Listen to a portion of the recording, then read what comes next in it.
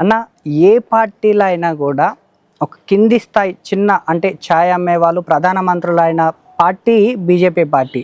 అసలు యోగి ఆదిత్యనాథ్ గారు కావచ్చు, మోదీ గారు కావచ్చు, ఇంకా చాలామంది గొప్ప గొప్ప వ్యక్తులందరూ కింది స్థాయి నుంచి వచ్చిన వాళ్ళే.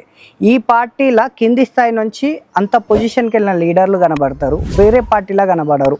ఈ పార్టీకి ఆ పార్టీకి తేడా ఏముంటుంది అన్న?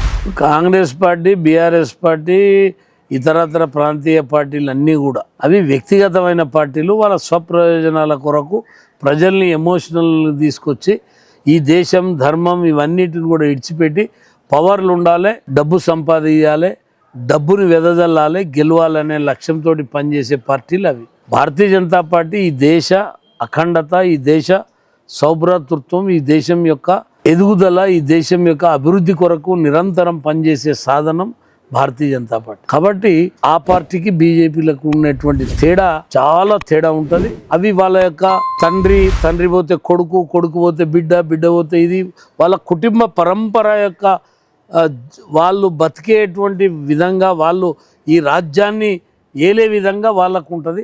భారతీయ జనతా పార్టీలో ఒక సామాన్య కార్యకర్త కూడా ఈ దేశ ప్రధాని కాగలుగుతాడు, ఒక సామాన్య కార్యకర్త కూడా ఈ దేశ రాష్ట్రపతి కాగలుగుతుంది. అనేక వందలాది వేలాది మంది కేంద్ర మంత్రులు, రాష్ట్ర మంత్రులు, ఎంపీలు, ఎమ్మెల్యేలు కాగలిగినటువంటి సామాన్య కార్యకర్తలని ఎదుగుదల చేసే పార్టీ భారతీయ జనతా పార్టీ. అది సమయము ఇవ్వాలన్నా రేపా అనేది వేరు, కానీ ఖచ్చితంగా పనిచేసే కార్యకర్తను గుర్తించే పార్టీ బీజేపీ.